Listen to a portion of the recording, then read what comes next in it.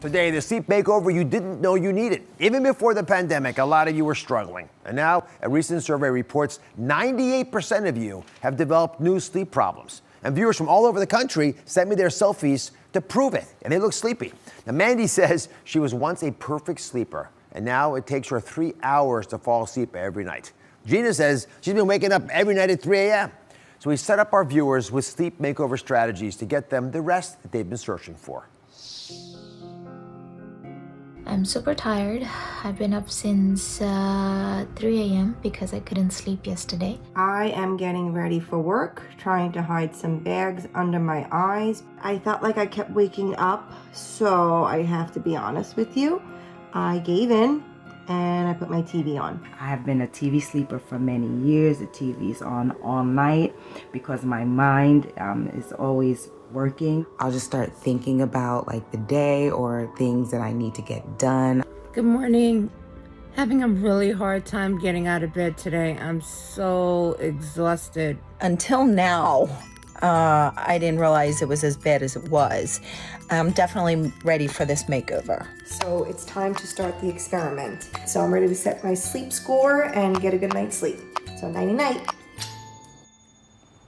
Sleep physician Dr. Thanuja Hamilton joins us now to reveal how our sleep makeovers went. Thank you for all this help. Great ideas. Let's start with Mandy, who is zooming in from her bedroom. She says she struggled with racing thoughts that kept her from falling asleep. Now, before our sleep makeover, Mandy tracked her sleep with a free app from my partners at Sleep Score. And Mandy, if it's okay, I'm going to give you your results. You ready for this? I am ready, Dr. Oz. All right, so according to the app, it took you 3 hours to fall asleep before our sleep makeover. That consists of what you think was happening, right? You're staring at the ceiling. Yes, awful. All right. So how did your lack of sleep affect you emotionally and physically? Oh, it was horrible. I would drag myself through the day. You know, I would lay in bed with these racing thoughts, you know, the way that COVID affected my job, the stress of planning my wedding. I have these weird dreams throughout the night. And then my dogs, they're up, they're down, they're up, they're down. So I have such broken sleep. So it's exhausting. Yeah, we better fix that before the marriage, because you had a husband in that mix. You'll be in real trouble. All right, so before the makeover, Mandy, your sleep score, well, it's a 100 scale, and you were a 38. Oh, not so good. The first night after our sleep makeover, the first night, her score was an 80. Woo! You see that, Mandy? I mean, you doubled your score. And here's the other thing. You went from sleeping 2.5 hours to over 7 hours. That's a gargantuan difference. And instead of the 3 hours that you just mentioned of just waiting around trying to fall asleep, it took you only an hour to fall asleep. We could even do better than that, but that's a huge improvement by itself. So how do you feel now? Oh, I think that's fantastic. It gives me hope that I can get a good night's sleep and start to feel more like a normal, happy person. Yeah, well, I mean, I think our biggest enemy when we try to fix our sleep is nihilism. We don't think we can. It's so lonely to be staring at the ceiling, in your case, for 3 hours. But it turns out there are tactics that actually work. And that's why I appreciate you doing this experiment with us. The first step actually begins when you wake up. Not when you go to sleep, when you wake up. You got to take a 30-minute brisk walk around the neighborhood. Dr. Hamilton, this is going to set you up for sleep at the end of the day. Why? That's right. You can actually improve your quality of sleep at night by how you start your day. Natural sunlight keeps our circadian rhythm in sync. That gives us energy during the day, and it improves our quality of sleep. I knew it. First thing when I get up is to exercise, even if it's not a full half hour. And I actually have been impressed by the concept that you actually set your circadian rhythm, so automatically your biology is working with you. All right, coming over. We always talk on this show about cutting back on your caffeine and your alcohol before bed. You've heard me say that. But there's actually something that we need you to do before you go to sleep. You gotta eat something. And this is interesting because I've never recommended it before. You have to give yourself a deep sleep dessert an hour before bed. Explain what this treat is and why it will help you fall asleep faster. Yes, so actually research has shown that kiwi can help you sleep better. It actually contains melatonin. Kiwi does? Kiwi does, yes. And they showed that people who ate 2 kiwis about an hour before bed fell asleep faster. Now, this little parfait here, you can mix it with nuts. Some nuts contain melatonin and relaxing minerals like zinc and magnesium. And studies have also shown that those have helped you sleep better. And you know, people feel guilty about snacking at night, but this is a nice little treat. It feels indulgent, but it's actually healthy. Doctor orders. That's right. Dr. Hamilton orders for it. Okay, Mandy, what was it like trying this step with the makeover? Was it easy as it looks?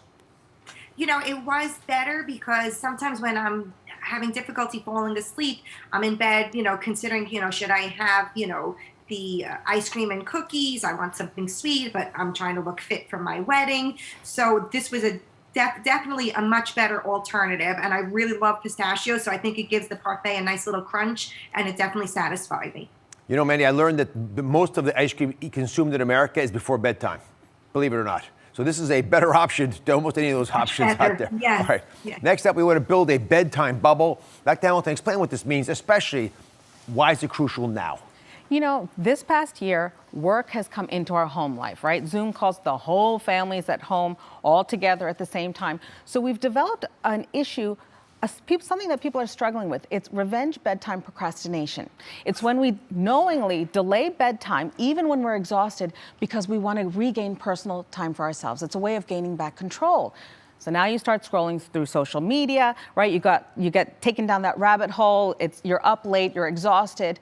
Well, now what I suggest is set aside time about an hour before bedtime. You know, we're doing new school me time. Right. We need old school me time.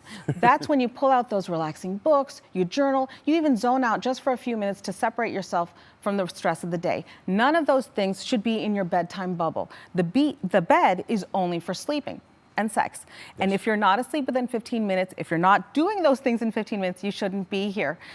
So enjoy relaxing in your bed and use it for sleep. The whole concept of revenge bedtime procrastination is fascinating. But yeah, the bed bubble does it for us. Yeah. All right, Mandy, how's building a bedtime bubble transformed your sleep?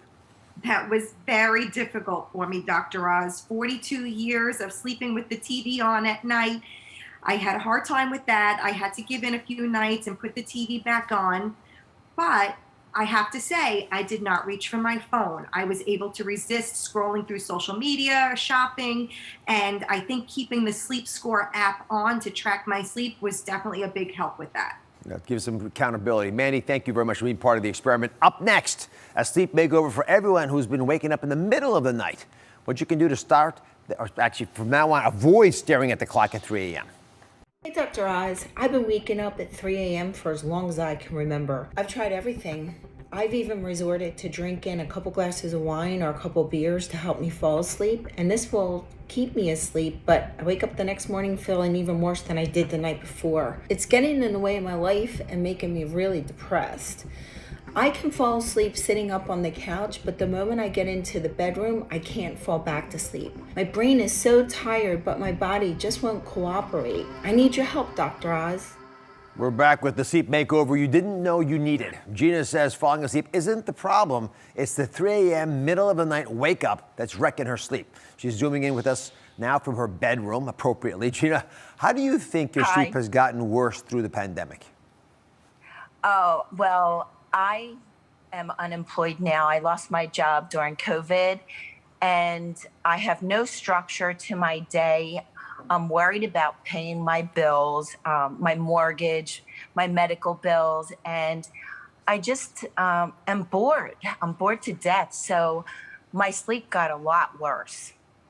You know, I heard you mention alcohol in a little video, and a lot of people think a glass of wine at night is going to help get sleepy, but it actually can disrupt your sleep, and your sleep score shows it. So, Gina, I'm going to give these numbers to you. Initially, you scored 53 out of 100. You know, you want to sort of be in the 70, 80 range, ideally. After trying our sleep strategies for 5 nights, you scored as high as 86, which is fantastic. And one other factor that's important, you went from getting about 4 hours of sleep to getting just over 6 hours of sleep at night. And by the end of the makeover, the app reported that you were getting much deeper sleep as well. Now, here's the best news, right? If I get this right, Gina, you say that you went from waking up 10 to 20 times a night to sleeping through the night for the first time in years. I am proud of you. How do you feel? How did it make a difference to you that you can get uninterrupted sleep? I feel so much more energetic. Even though I'm very pleasant, I'm a lot more pleasant. I look a lot better. The whites of my eyes are finally white. I'm not dependent on eye drops. And the first thing that I typically did was I walked over to my coffee and I made myself a cup of coffee, and now I went right to waking up, brushing my teeth, and going to the gym.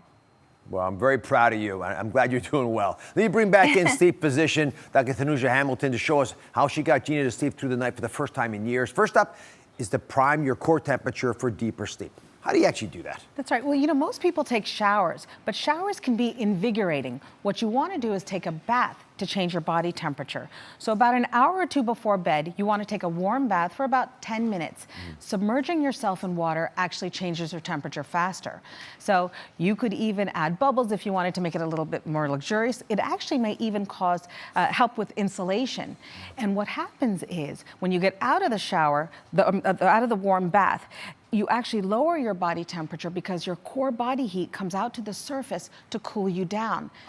And that drop in temperature helps improve your quality of sleep. You want to keep that temperature low by setting your thermostat to about 60 to 67 degrees, depending on what you're comfortable with, because that's what science tells us is the best temperature for sleep. You know, if you're warm at night, you're restless, you're tossing and turning and waking up, and it's just not going to help. You know, I never knew why a bath was effective. I knew that it was supposed to make you sleep. Yeah. But it was counterintuitive to me because a warm bath should make you hot. That's but right. To your point, the body has to compensate. So, Gina, before the sleep makeover, you say your bedroom was always above 65 degrees. What did you notice about your sleep when you lowered the temperature?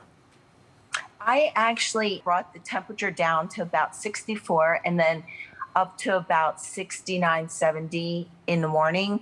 And I slept for the first time in the last 2 years through the entire night without waking up. Fantastic. Temperature works. It's probably the single best tool because you got to hibernate, which makes you cuddle in and sleep better. All right. The next step to makeover in your sleep is to use a weighted blanket for sensory reset. Now, Dr. Hamilton, explain why this is helpful for people who wake up in the middle of the night.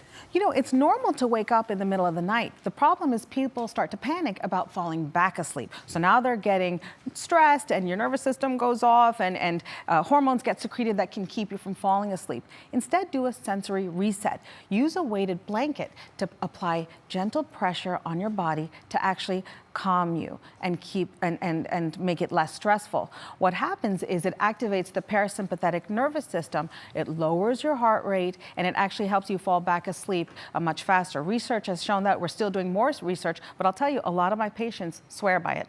So I didn't know much about these till a few years back, and I heard about these weighted blankets, and I just started using them, and I saw how they could bring on deep relaxation. That's actually why I made the Good Life Center your dual-sided weighted blanket, and because most people don't realize this, but having something on top of you, actually not claustrophobically, but just gently sort of nudging you and cuddling you feels good. And this one, by the way, is cooling fabric on one side, so if you sleep hot, you can do this. A warm fleece on the other side, depending on what's motivating you, so it's good for all seasons. These hacks work, folks. That's why if you look at their sleep score numbers, you see improvements. So thanks to Good Life, Gina and all the other participants in our sleep makeover now have their own to use at home. There they are. I'm so happy for all you guys because you're sleeping better especially. Dr. Hamilton, thanks so much. So happy to be here. Gina, sleep well. Continue. Thanks so much. For more really sleep, appreciate it. You're welcome. For more sleep tips and our sleep makeover strategies, you can head to droz.com. Thank you for watching. Don't forget to subscribe and turn on notifications so you never miss out on new videos to live the good life.